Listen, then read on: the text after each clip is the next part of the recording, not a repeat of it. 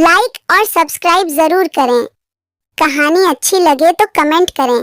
आज के नौजवान पक्षी जिंदगी के लंबे सफर को तय करने के बाद बुढ़ापे में कदम रख चुके थे। गोरी कवि को तो बहुत तेज खांसी थी और कालू कौवे के घुटनों में दर्द था। चंबू बेटे, मेरे लिए खांसी की दवा ले आना और अपने पापा के लिए घुटनों पे लगाने की दवा ले आना। माँ, पापा, आप बूढ़े हो गए हो तो ये खांसी बुखार आम बात है। इतनी सी बात के ऊपर मुझे क्यों परेशान करते हो? और नहीं तो सासू माँ, जग्गू जी की सैलरी 15,000 रुपए है। घर के खर्च इतने हैं कि ये पैसे भी कम पड़ जाते हैं। तो क्या आप दोनों चुप नहीं रह सकते जो हर समय हमारा खर्चा बढ़ाने की बात करते हो? जग्गू बेटे, बहू क्या बोल रही है? पापा ठीक ही तो बोल रही है चंदा। बेटे, जब तू छोटा था तेरे पापा दिन के 100 रुपए कमाते थे, लेकिन जब भी तुझे कुछ होता था तो पैसों की चिंता किए बिना ही सीधा अस्पताल ले जाते थे। और एक तुम हो जो अपने खर्चे गिनवाते हो। हाँ गौरी जी, फिर वो पैसे कितनी मुश्किल से चुकाता था मैं, पर देखो वही औलाद आज हमें अपने खर्चे गिनवाती है जैसे हमने तो कुछ किया ही नहीं, पैदा होते ही बूढ़े हो गए। अपने बूढ़े माता पिता की ये बात सुनकर जग्गू कुछ नहीं बोल पाता। वो चुपचाप ही अपने काम पर चला जाता है, मगर उनकी चंदा बहू तो बूढ़े कालू गोरी से लड़ जाती है। आप दोनों कान खोल कर सुन लो, मेरे पति को घर से जाते समय रोका टोका न करो। वो काम पर जाते हैं, तुम दोनों की तरह खाली नहीं चढ़ते। हमने तो बस अपनी दवा ही मांगी थी बहू। चुप, एकदम चुप, मुझे तुम्हारे भाषण नहीं सुनने। ऐसे चंदा कवि अपने कामों में लग जाती है। बूढ़े कालू गोरी तो घर से निकल जाते हैं और दूर पेड़ की छांव में बैठ जाते हैं। वहाँ रानो चिड़िया भी आ जाती है। बताओ गोरी, क्या हाल है? बुढ़ापा कैसे गुजर रहा है? सब ठीक ठाक तो है ना? गोरी तो रोने लग जाती है और उसे अपने बेटे बहू की सारी बातें बताती है। हाँ गोरी, ये भी एक बहुत बड़ी समस्या है बड़े बूढ़ों को लेकर। अपनी औलाद क्यों भूल जाती है? हमारे माता पिता ने हमें कितने कष्टों से पाला था, जो अपने माँ बाप को दुख देने से पहले एक बार भी नहीं सोचते। चिड़िया बहन, आप मुझे कोई छोटा मोटा काम दिला दें, हारी बीमारी लगी रहती है, कम से कम अपना इलाज तो करवा लेंगे। कालू, जिंदगी भर बहुत कमा लिया, क्या अब बुढ़ापे में भी कमाओगे? मेरे साथ चलो, सरकार बुजुर्गों के लिए वेतन देती है। चलो, मैं तुम्हारी पेंशन बंधवा देती हूँ। मैंने भी बंधवाई हुई है। ऐसे बातें कर वो सरकारी दफ्तर की तरफ निकल जाते हैं और चिड़िया कालू गोरी की पेंशन की बात करती है। आप ये सारे जरूरी दस्तावेज लेकर कल आ जाना, हम तुम्हारी पेंशन जारी करवा देंगे। कालू गोरी तो बहुत खुश थे और अपने घर को लौट जाते हैं और दूसरे दिन वो सारे कागज लेकर सरकारी दफ्तर में जमा कर देते हैं। आप दोनों की पेंशन इसी महीने की 15 तारीख से आना शुरू हो जाएगी, अब आप जा सकते हो। वो दोनों तो खुशी खुशी घर आते हैं और हर महीने पेंशन लेना शुरू कर देते हैं। वो दोनों तो अब अपनी सारी जरूरतों को पूरा करने लगे थे। कालू जी, आज मेरा नरम नरम गाजर का हलवा खाने का मन है, बहू से कहेंगे तो कभी नहीं बनाएगी। गोरी, आप चिंता क्यों करती हो? आप मेरे साथ होटल में चलो, एसी के नीचे बैठाकर गाजर का हलवा खिलाऊंगा तुम्हें। फिर वो दोनों बूढ़े पति पत्नी होटल पहुंच जाते हैं और पेट भर गाजर का हलवा खाते हैं। अब वो ऐसे ही खुशी खुशी रहने लगे थे, जो जी में आता वो खाने लगे थे। जग्गू जी, ये बूढ़े बुढ़िया तो बड़े मजे से ऐश कर रहे हैं, ये नहीं सोचते 4 पैसे जोड़कर बेटी बहू को दे दे। घर में कितने सारे खर्च है, आखिर रह तो हमारे ही साथ रहे हैं, सिर्फ पैसे देने में क्या हर्ज है? चंदा जी, उन पैसों पर मम्मा पापा का ही हक है, अब उनका जो भी मन करे वो करें, हमें क्या? मैं कमा तो रहा हूँ, फिर आपको क्या कमी?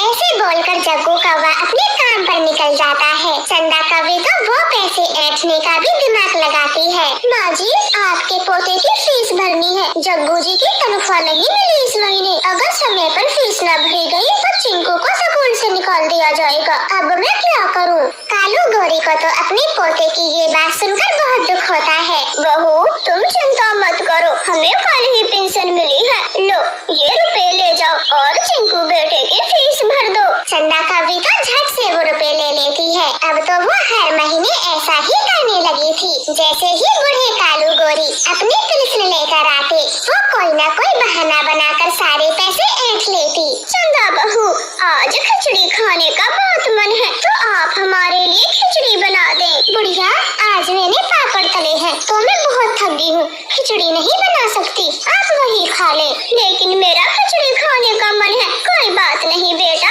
बना दे, थोड़ी देर लगेगी। बुढ़िया, मस्का मत लगा, मैं नहीं बनाने वाली, अब जाओ यहाँ से, आराम से सोने भी नहीं देती। ऐसे बोलकर चंदा कभी तो सो जाती है। कालू गौरी को तो बहुत बुरा लगता है।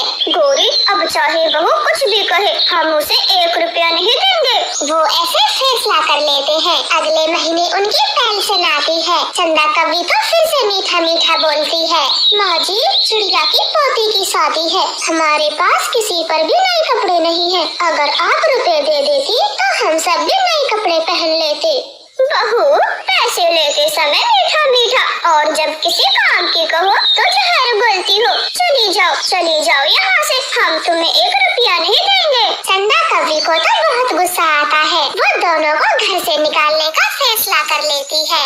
जग्गू जी, जंगल के बाहर बहुत बड़ा अनाथ आश्रम है, आप बुढ़े बुढ़िया को वहाँ छोड़ाओ, वहाँ उन्हें कोई कमी नहीं होगी। नौकर चाकर लगे रहते हैं ऐसे आश्रमों में, और वैसे भी अब इनका मन नहीं लगता घर में, हर समय बाहर ही घूमते रहते हैं। जग्गू कौवे को अपनी पत्नी की बात ठीक लगती है। वो उन दोनों को उसी दिन आश्रम छोड़ने चला जाता है। मम्मा पापा, ये देखो यहाँ कितने बूढ़े पक्षी हैं, आपको अब कोई कमी नहीं होगी, आपका मन भी अच्छा लगेगा, मैं भी मिलने आता जाता रहूँगा। कालू गौरी तो एकदम चुपचाप खड़े थे। जग्गू कौवा लौट जाता है। रानो चिड़िया जब ये खबर सुनती है, वो तो तुरंत ही सरकारी वकील के साथ आश्रम जाती है और दोनों को घर ले आती है। देखें जग्गू जी, ये घर आपके माता पिता का है, तो इस घर पे आपका हक नहीं, आपके बूढ़े माता पिता का है, तुम दोनों यहाँ से निकल जाओ। लेकिन हम कहाँ रहेंगे, हमारे बारे में भी कुछ सोचें। चाहे कहीं भी रहो, ये घर इन्हीं का है और यहाँ यही रहेंगे।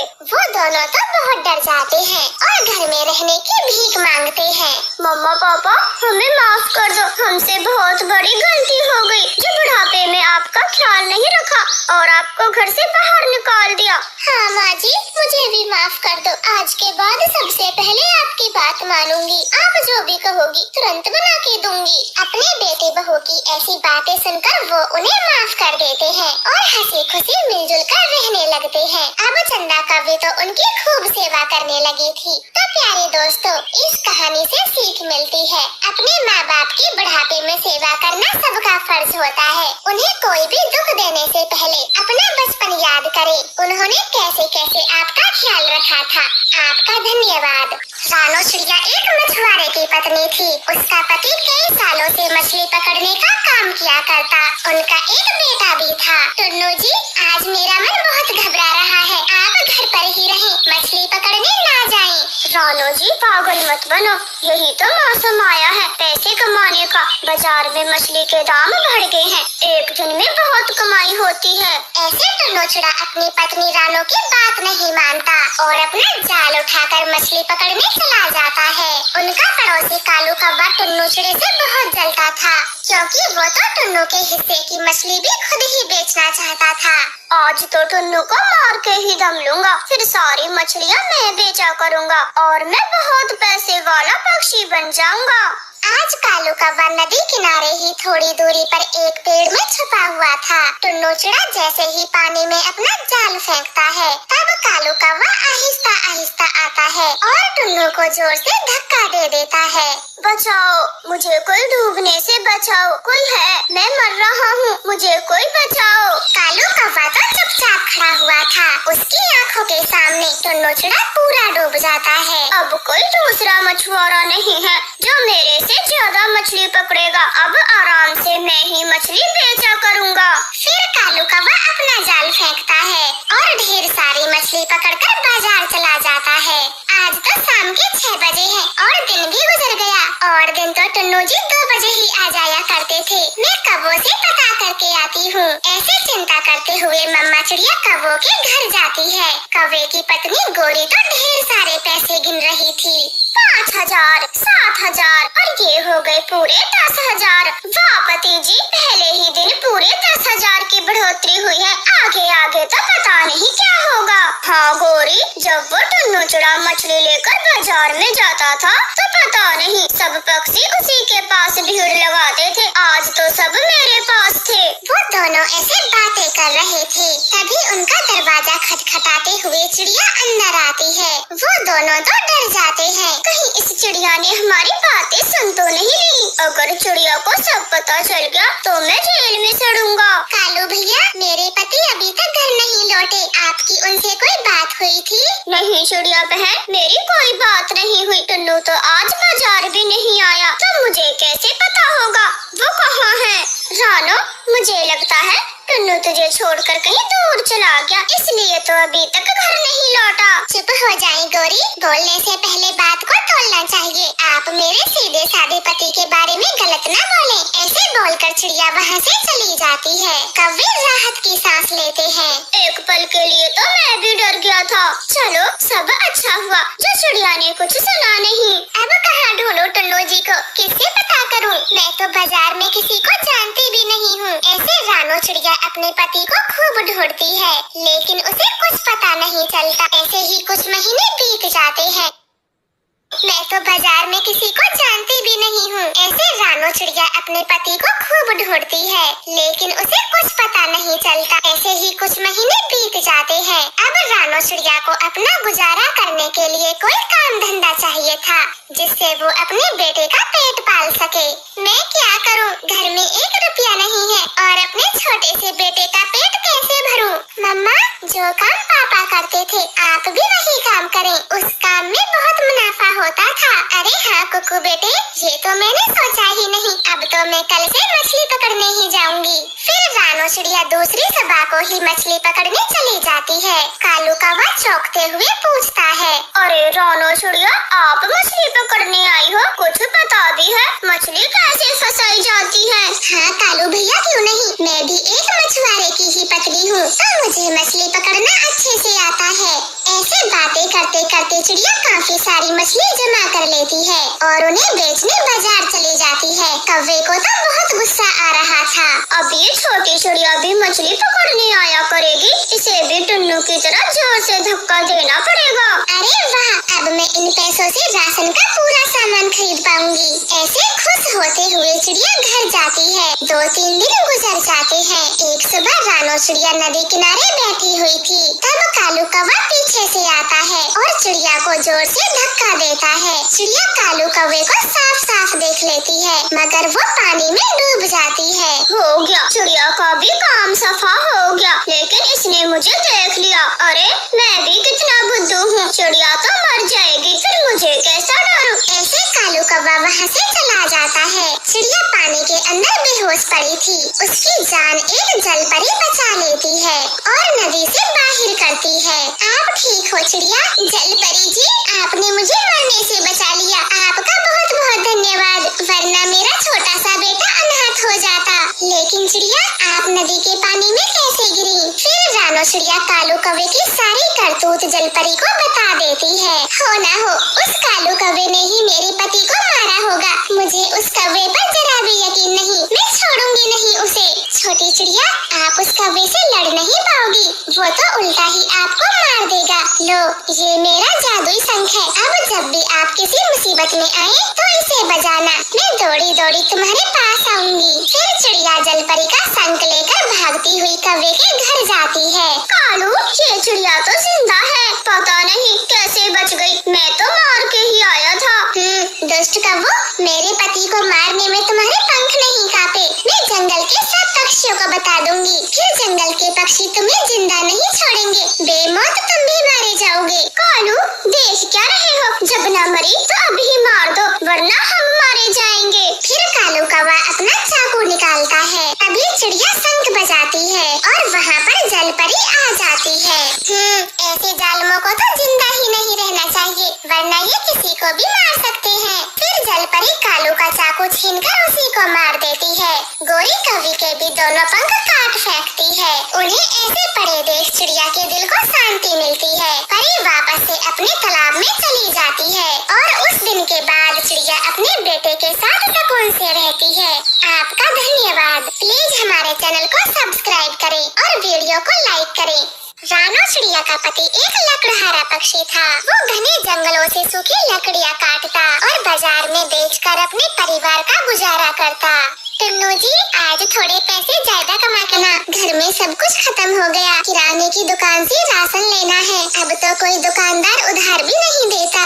ठीक है, मेरा नया वाला कुल्हाड़ा दे दो, उससे जल्दी जल्दी लकड़ी काटूंगा। फिर रानो चिड़िया अपने पति को नया कुल्हाड़ा दे देती है। टुन्नू जंगल की ओर निकल जाता है। अभी तक उसने 1-2 लकड़ी ही काटी थी। तभी वहाँ पर एक बुरा कौवा आता है और टुन्नू से बोलता है, रुक जाओ, कौन हो तुम और कैसे ये लकड़ी काटे जा रहे हो? मेरा नाम टुन्नू है और मैं हर दिन यहाँ लकड़ी काटने आता हूँ। आप मुझे क्यों रोक रहे हो? नहीं, लकड़ी काटने नहीं दूंगा। मेरे होते हुए कोई भी पक्षी इस जंगल से लकड़ी नहीं काट सकता। लेकिन कौवे, ये जंगल सब पक्षियों का साझा है, कोई भी अपनी मेहनत से लकड़ी काट सकता है। मैं तो लकड़ी काटूंगा। मैं तेरा सर फोड़ दूंगा अगर फालतू बोला तो। एक बार का समझ नहीं आता, ये जंगल मेरा है, तुम भाग जाओ, चले जाओ यहाँ से। कौवे, तुमको लकड़ी काटनी है तो काटो, लेकिन मैं भी यहीं से लकड़ी काटूंगा। इसी धंधे से मेरे घर का चूल्हा जलता है। ऐसे बोलकर टुन्नू अपनी लकड़ी काटना शुरू करता है। कालू कौवा तो बहुत दुष्ट कौवा था। वो अपनी कुल्हाड़ी से टुन्नू चिड़ी पे वार करता है, लेकिन टुन्नू चिड़ा अपना बचाव कर लेता है। ऐसे लड़ते लड़ते कालू का कुल्हाड़ा उसी को लग जाता है और वो दर्द से चिल्लाता है, मेरी आँख फोड़ दी। मैं तुझे छोड़ूंगा नहीं। मैं कालू कौवा अपना बदला लेकर रहूंगा।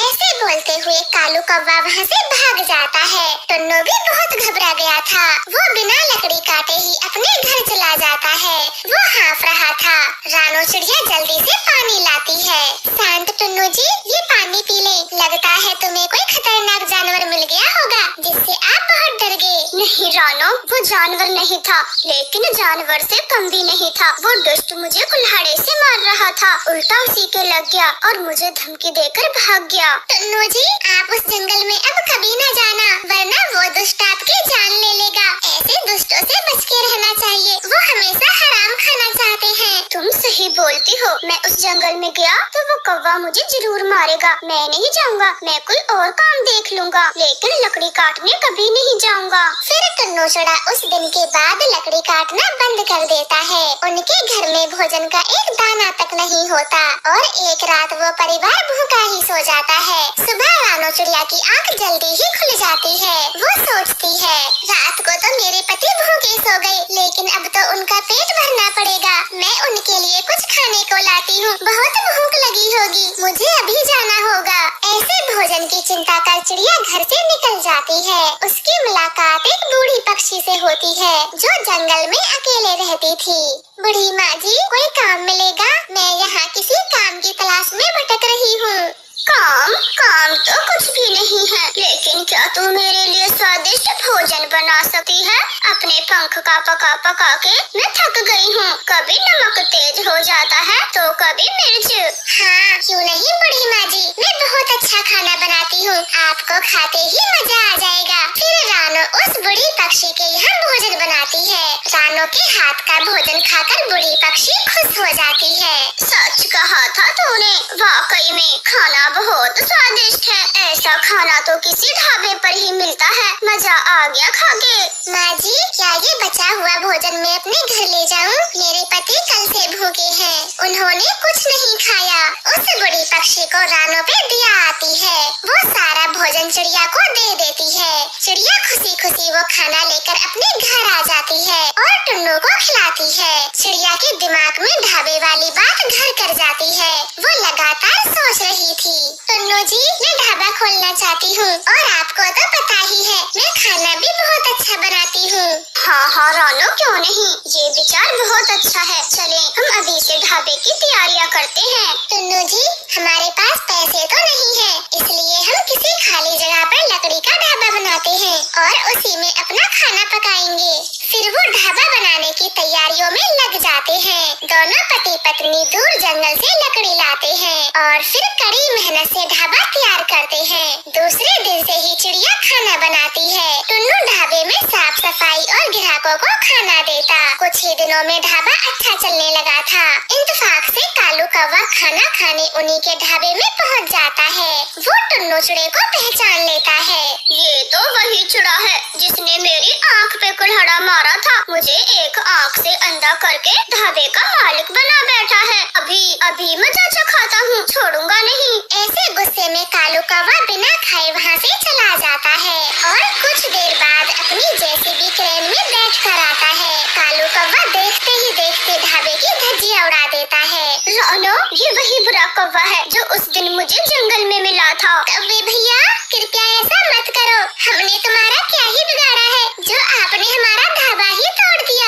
आँख, मेरी आँख फोड़ी तेरे इस पति ने, तो बदला तो बनता है। खबरदार, अगर फिर से जंगल से लकड़ी काट के लकड़ी का ढाबा बनाया, मैं फिर से तोड़ दूंगा, याद रखना। लेकिन कौवे भैया, हम तो ये लकड़ी दूर दूर के जंगलों से लाए थे, आपके जंगल की तरफ तो देखा भी नहीं। मैं नहीं जानता, अगर मुझे फिर से लकड़ी का ढाबा दिखा तो मैं तोड़ दूंगा। फिर कालू कौवा अपनी क्रेन में वापस चला जाता है। लो, अब ये ढाबा भी बंद। कितना अच्छा काम चल रहा था, पता नहीं ये जालिम कौवा कहाँ से मेरे पीछे पड़ गया। चुप हो जाइए टुन्नू जी, मैं ढाबा बंद नहीं होने दूंगी। लकड़ी नहीं है तो क्या हुआ, मैं पत्तों का ढाबा बनाऊंगी, फिर ये कौवा हमसे कुछ नहीं कहेगा। इस तरह से बातें कर वो दोनों बड़े बड़े पत्ते जमा करते हैं और बड़ी ही बारीकी से पत्तों का ढाबा बनाते हैं। उनके पत्तों का ढाबा ग्राहक पक्षियों को बहुत पसंद आता है और उनका ढाबा पहले से भी कहीं ज्यादा अच्छा चलने लगा था। पत्तों का ढाबा, ये कैसे किया दोनों ने? बड़े ही शातिर दिमाग हैं। मैं ना तोड़ूं इसीलिए पत्तों का ढाबा बनाया है, लेकिन कोई नहीं,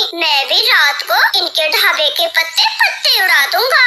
फिर कालू कौवा रात के अंधेरे में ढाबे पर आता है और पत्तों को तोड़ना शुरू करता है, लेकिन दोनों पति पत्नी भी जाग रहे थे। वो कालू को पकड़ लेते हैं और रस्सियों से बांध लेते हैं। अब आया ना ऊँट पहाड़ के नीचे, बड़े जुल्म करते फिरते हो, अब बच के दिखाओ, कहाँ बचोगे? बुरे कौवे, मुझे तो पता था ये दुष्ट कौवा फिर से कुछ न कुछ जरूर करेगा, हमें सुकून से खाने कमाने नहीं देगा, इसलिए हम रोज रात को अपने ढाबे में ही सोते हैं। अब बताओ तुम्हें क्या सजा दे? रोनो, मेरा कुल्हाड़ा दो, आज इसके टुकड़े कर देता हूँ। टुन्नू की ये बात सुनकर कालू के तो होश गुम हो जाते हैं, वो तो रोने चीखने लगता है। ऐसा मत करो प्लीज, मेरे टुकड़े टुकड़े ना करो, मैं आज के बाद तुम दोनों से कुछ नहीं कहूँगा, बस इस बार छोड़ दो इस बार। नहीं टुन्नू जी, इस जालिम को ना छोड़े, मार दे जान से मार दे, इसने हमारी तरह ना जाने कितने पक्षियों को सताया होगा। टुन्नू चिड़ा अपना कुल्हाड़ा जोर से उठाते हुए पेड़ की जड़ में मारता है।